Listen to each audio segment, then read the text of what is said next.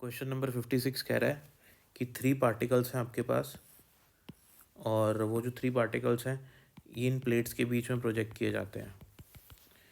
तो इन प्लेट्स की वजह से जो इलेक्ट्रिक फील्ड होगी उसकी डायरेक्शन होगी प्लस से माइनस की तरफ। और 3 पार्टिकल्स का जो ट्रेजेक्ट्री है उसमें से एक पार्टिकल सी है आपका, एक पार्टिकल आपका बी है और एक पार्टिकल है आपका ए।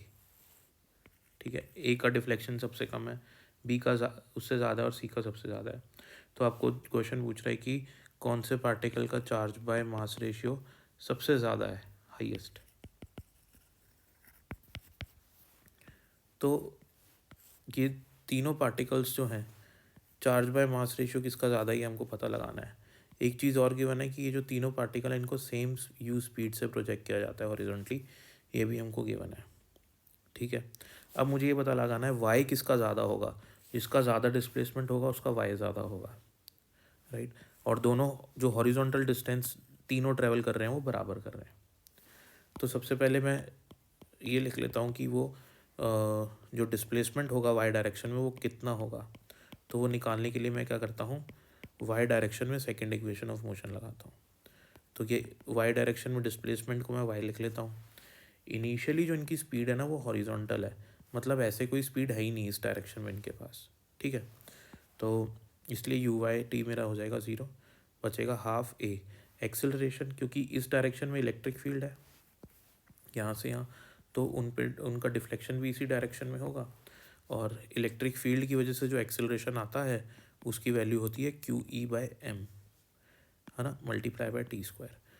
अब टाइम क्या होता है, यही सेम इक्वेशन मैं हॉरिजॉन्टल डिस्प्लेसमेंट के लिए भी लगा लेता हूँ।